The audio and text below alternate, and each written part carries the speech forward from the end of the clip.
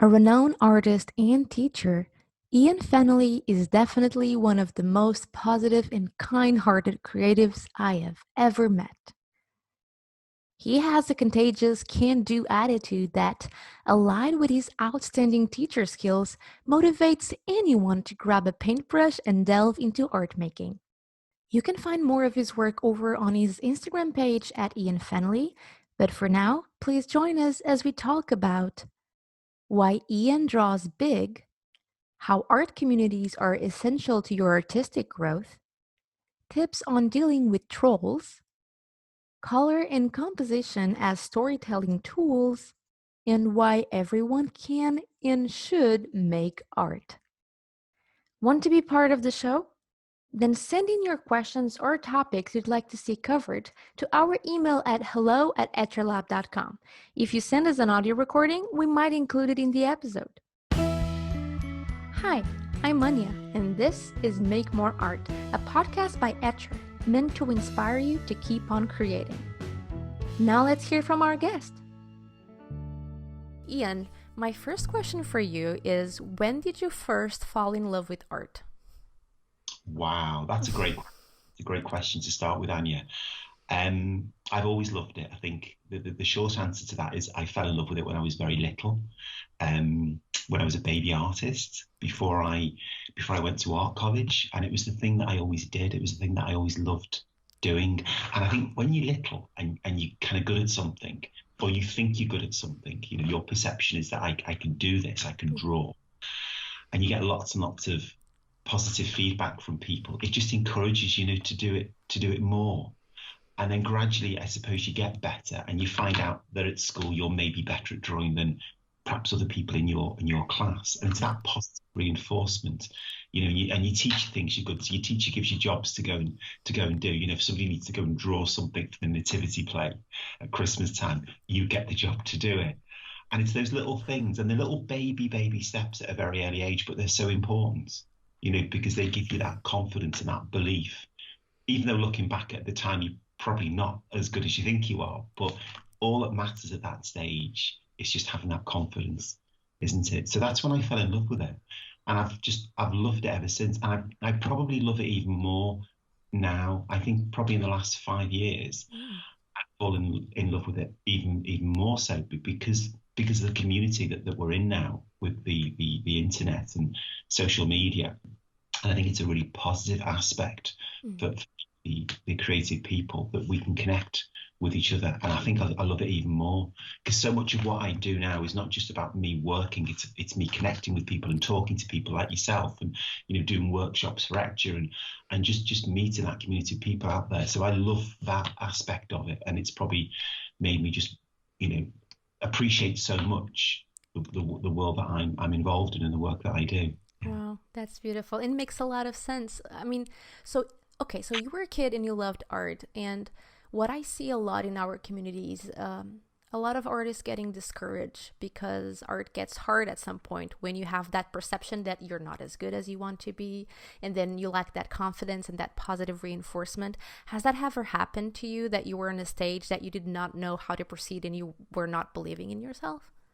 Yeah, absolutely. And it's not, it's not a smooth road. It's not an easy path. There's times when I've not been able to draw and paint for all sorts of different reasons. Sometimes it's because of lack of, probably not so much lack of confidence, but just maybe lack of inspiration, or perhaps the love just has gone for me, because I've been doing it for a long time. I mean, I've always drawn, I've always painted. I've been a professional artist all my life, and a teacher.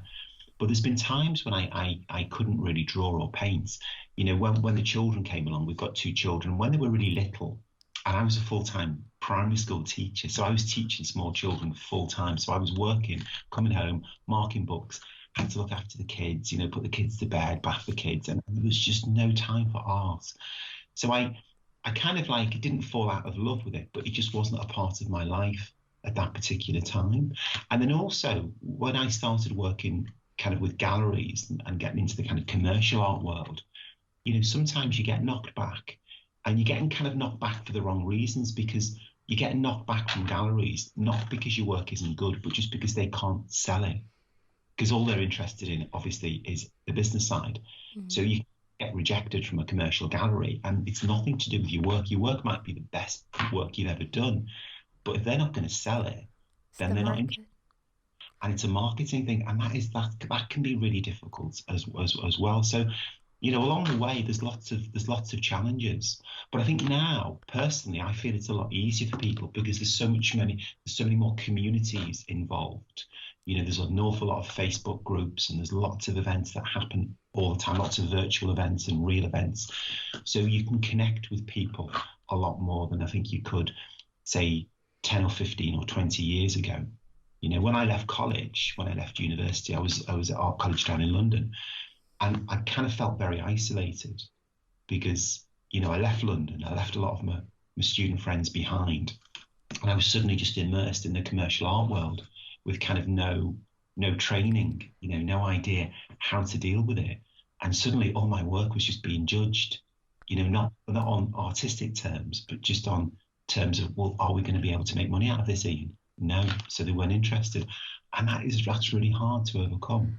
But I don't feel that world exists now. Well, it does exist, but there's another world that's taken over, which is much more to do with, community and support and encouragement, which I just think is a much healthier situation, to be in. And it's also like it's also a delicate balance because, for example, at Etchr we have our Facebook group, and I was in the Facebook group with all of our community. I'm like, okay, guys, who would you love to see teaching at Etchr? And the amount of responses, like Ian Fennelly, was like all over the roof. And I'm like, oh, we have to get Ian. So thank you so much for teaching with us and being part of the podcast. So the our community is pretty positive, and I've been in other places that the community is pretty positive as well, but there are negative spots out there where people are just, trying to criticize everyone else's work just for the point of being critical and not for the point of being helpful. So even though what you're saying makes a lot of sense, and I highly agree with you, which is the internet has brought us closer together and opened doors for us to meet other artists who we would have not it was impossible I would have never met you unless I would happen to go to the UK and I would go to an exhibition that you were part of, and maybe I would maybe if I were lucky I would get to know you, which is pretty sad. And now the internet has brought us closer together, but it's also kind of it's double-edged sword in a sense that you can either find a safe, positive environment where you connect with other artists, or there's also a darker side to it that I think it's filled with people ready to bring you down. You are. It's a very good point because you are exposed, aren't you? I posted something recently on Instagram, and I'm fortunate. I've got a lot of people that follow me on Instagram. So suddenly, my platform for exposing my work is huge. It goes all over the world, and you are going to get people that are going to have a dig at you and maybe dwell on the negatives and you've just got to accept that that's the way it is. But I understand that some people would find that really, really difficult, because we are exposing ourselves all the time. We're creative people. We work in the visual world. You do a drawing, an urban sketch, or a painting, or whatever it might be, and it's suddenly out there, isn't it? You post it, it's out there, and it can get shared, and all sorts of people can see it. And sometimes people can maybe just be a little bit jealous or a little bit spiteful, or they could just be getting out of bed the wrong way, and they're just a bit grumpy, or their coffee didn't come on time, so they just go on see something, and they just press a fairly negative. I've had so many over the years. I've had so many negative comments from people, but it's far outweighed by the positive ones. I think the problem is, Andy, you forget the positive ones, don't you? And I think you just think about the ones that are maybe slightly negative. It's like our brains are great at focusing on the negative, but it's just like you were kind of implying, if we do realize, at least it worked for me, if I realize that people who are being negative don't actually know you, they're being negative for whatever reason that justifies themselves for being negative, then it's all of a sudden it's not about you, it's about them, and that makes it much easier to disconnect and just pay attention to what matters, I think. I remember a couple of years ago, I'd been up to Edinburgh, and I did a whole series of workshops in Edinburgh in Scotland. And I posted, I think, 4 of the pictures on on a Facebook site that I post stuff on, and most people just say, oh, nice drawing, Ian, like that, like blah blah blah.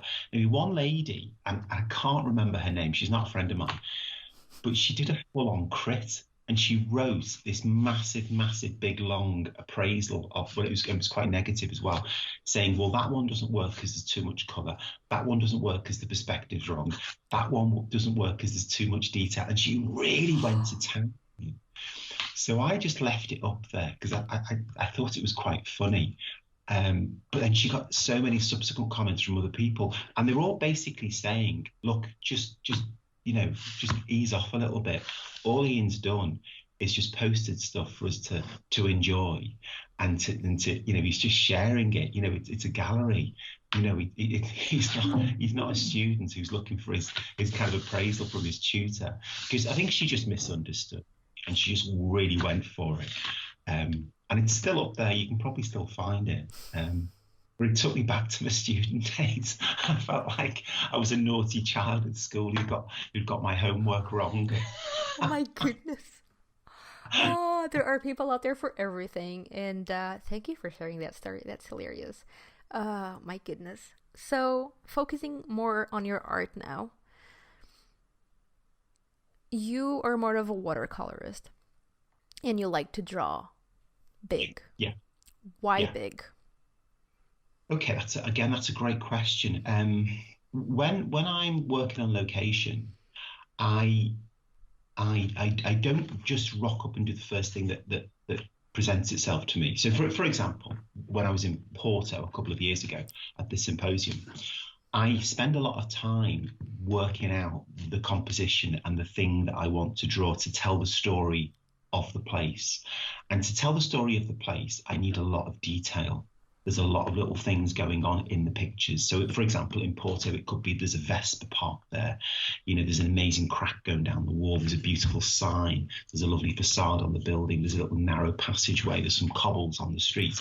So all of those things are telling the story of that place, and they're telling the story of my relationship to it and what I see and what I think is important. So I need a big piece of paper to fit it all on. Because I don't rock up and just do a quick little sketch for 10 minutes, then go off and have a coffee. I actually spend 2 hours maybe, or 2.5 hours on location, drawing it and layering it with different mediums like watercolor paints and pens and brush pens and everything. So it's a journey of looking deeper and deeper into the subject. So you come to terms with it, you understand what it's about, what the place is about and what it means to you. So therefore I do need a big piece of paper. It doesn't work on a small scale. Do you spend a lot of time observing before you get the pencil on paper?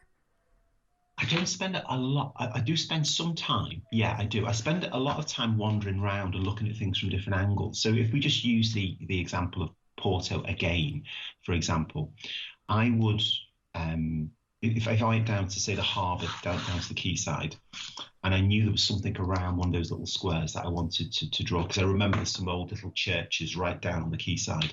So if I wanted to draw one of those, I would wander around for maybe 5 minutes, probably 5 minutes, and just think about it from different angles. I'd have my stool with me, so I'd be sitting down on the stool, I'd be looking around. And then when I had decided on the actual spot I was going to draw, I'd make sure that there was other things maybe outside of my view which I could bring into the scene. So, for example, I might be drawing a scene of the quayside with a church and with little cobbled streets, but parked, say, 5 meters over to the left, there could be a Vespa parked against a wall. But I know I can bring that Vespa into the picture. Or there might be a sign, like a give way sign or a stop sign or a don't park here thing over on the right-hand side, and I can bring that in. So when you're spending a little bit of time working out the subject, you're also thinking about the other things that surround it that you can bring in to the scene. And that, to me, is creativity. That's what makes the art so fascinating, because, as an artist, you're in control of what goes in and what goes out.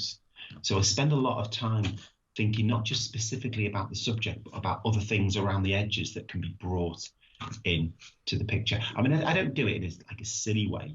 For example, I wouldn't bring like a huge big block of flats over, or, I wouldn't put a boat in it. boat there or a tree. They're only little minor things, but those little minor things make such a huge, big difference, to the storytelling part of the sketch.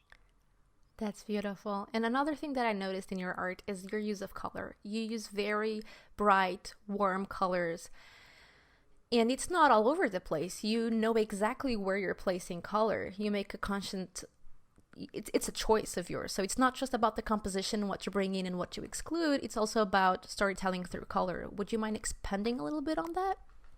Yeah. So the colouring stage, the colouring in stage, that happens kind of about halfway through the process. So I sketch the outline and then I put the medium shapes in and then I put the colour on.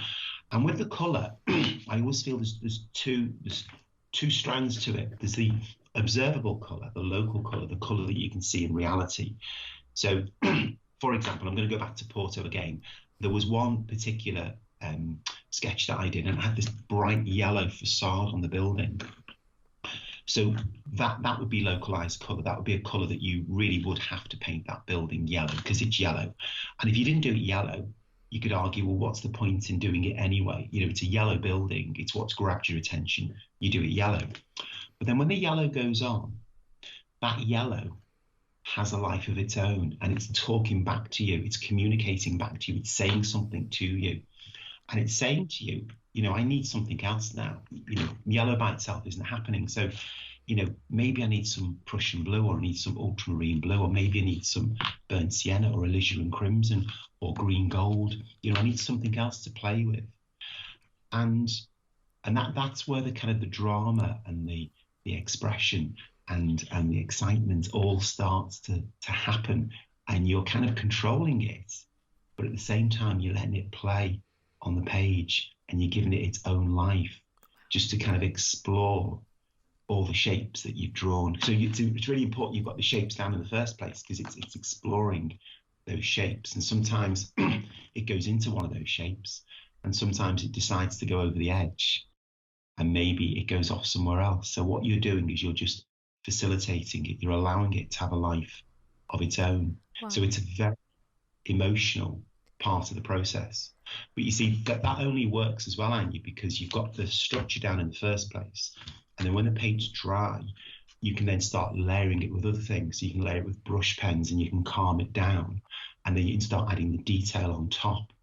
So although the colour looks quite chaotic when you're putting it on, because I know it's part of a process and I know what's going to happen afterwards, it kind of works out okay. But I guarantee that when I'm working on location, people always come around and start watching me when I'm putting the colour on and it looks terrible because it looks dog's bum. When I put the colour, it's an absolute mess. And people come up and say, I can't see that colour there. Why have you put blue on there? I can't see blue. It's yellow. That building's yellow. You put blue on as well. And you try and explain to them, well, I'm just having fun. Just leave me alone. I'm trying. It's the first one I've ever done. I've never done this before. Leave me alone. Oh my goodness. People, you have phones with cameras. If you want the exact depiction of color, you can take a picture and bring it home. But then you're still going to go and buy one of Ian's pieces because you'll love it when it's finished. So back off. Yeah, how do you deal with creative, curious onlookers? I must admit, I love it. I try and interact with the public as much as I can because I just kind of feel that you've taken your studio outside. Your studio is the big wide world. So just engage with it as much as you can. And, I spend a lot of time being filmed and running workshops. I'd say the vast majority of the time that I'm outside, I'm actually being filmed or I'm doing a demonstration. So you are, I think, drawing people in towards you. People are curious because they don't often see people sketching and painting outside. Mm-hmm. So when they come over, I'd say 99 times out of 100, they are so polite and so pleasant and just really lovely and complimentary. And I just engage with them. And what you find, Anya, a lot of people say, I wish I could do this. I used to draw at school, but I've just not had a chance to do it. Oh. So you say, well, just come and join us, and you give them information for the local Facebook group, the local urban sketching group, and, just encourage people just to go and do it. Because anybody can do it. It's totally free. You don't need any skills. You just get up there with your piece of paper and your pencil and you just look at what's out there and you just record it And it's so good Do because you you're making your mark on the world, aren't you? As you're passing through, you're just making a little mark on a piece of paper, and that is you. That is just you saying, I've been here. why do you think people so often believe they are not capable of art making? Do you think it's connected to what we were talking earlier about if you're encouraged as a kid, then you grow confidence and you keep working on it, but maybe some kids don't get that confidence, people don't believe in them, and that fades away? What do you think it is? I think it's a whole host of reasons, Anya. I think the main one, I would agree with you, that you've just mentioned. I think a lot of people probably had negative experiences, at school. Perhaps they were told that they weren't particularly good. Because I mean, I don't think the art teaching years and years ago was as positive as it is now. I think teaching is a lot more positive. Everybody generally is more supportive. And this is a massive generalization. I can only really go by my own experience, but I know when I was at school, the teachers weren't as encouraging. Teachers would come along and they would say, no, that is wrong. You don't do that. Now, I would never say that to students. When I ran hundreds of workshops, and I would never say that to anybody.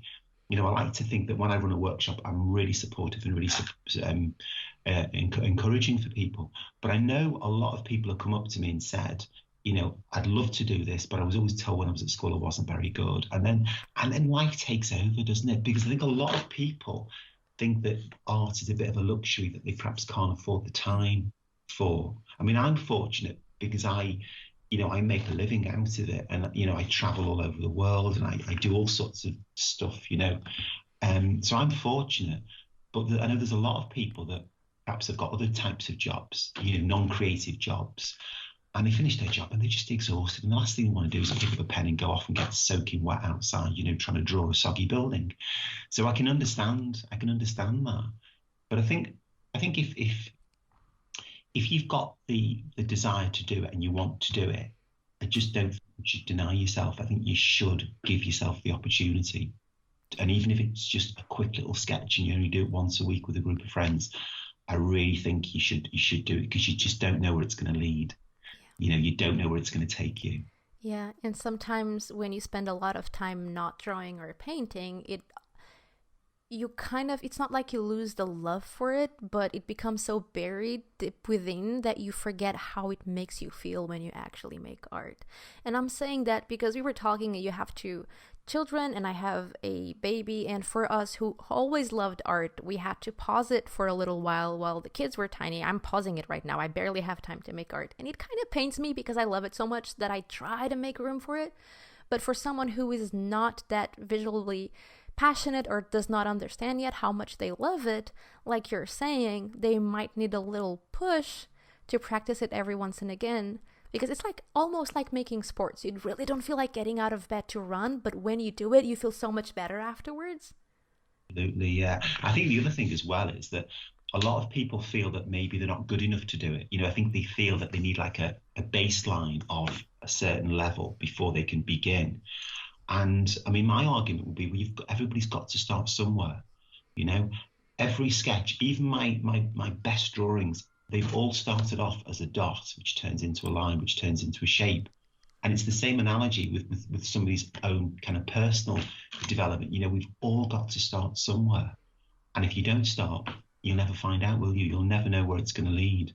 And I think it's probably more of an issue now where people are exposed so much to what other people are able to do. Mm-hmm. Like, for example, if anybody wants to see what I do, they just have to go on my Instagram account and they'll probably see like 300 sketches and stuff that I've done over the last few years. So you can quite easily find out what other people are doing. But I don't think it's healthy to compare yourself to anybody else, because I've been drawing for a long time and sketching, and I've been involved in all sorts of stuff over the years. And I've kind of, if you like, dedicated my life to doing it. So that's going to be completely different from other people who, are perhaps starting to sketch maybe in their 40s, and they spent all their life doing something completely different, and they just want to do it for fun. But it shouldn't stop them from doing it, because you're not comparing yourself to anybody else. You're only comparing yourself to you, to yourself. Beautiful. That's the one. You're the only one that matters. And that's why when I'm doing workshops, I'm very mindful not to be critical, not in a negative way. I mean, I'm critical in a positive way, and I have very clear like objectives, learning objectives, which I want people to understand what they are, and hopefully they can appreciate what they've achieved based on these objectives. But I wouldn't go around and be negative, because you just don't know what people's journey is. You know, to get there, you don't know what they've got through in order to get on your workshop. You know, they might be really lacking in confidence, and it could be the first time they've ever drawn in front of anybody else, and you don't know that. So you've got to be so careful with supporting people and making sure that, you know, they all feel good about what they're doing. I wish we had more teachers like you in this world, because that's positive teaching. All right. Any last words before I wrap up? Anything you'd like to leave our audience? No, can I just say thank you all for joining us, and thank you all so much for listening, okay? And good luck on your creative journeys. What do you think of the episode? Please let us know what resonates with you on the comment section of the post associated with this episode at etchrlab.com/Ian. That's etchrlab.com/IAN. Or if you're watching this over on our YouTube channel, simply use the comment section below. If you're enjoying the podcast, please help us keep the show alive. You can subscribe and give us a 5-star rating and review on Apple Podcasts at etchrlab.com/go/Apple. Or if you're more of a YouTube viewer, please make sure to subscribe to our channel and ring the bell to get notified about our most recent videos. Sharing is caring, and every little bit helps. Thank you so much, and I'll see you next time. Until then, let's make more art.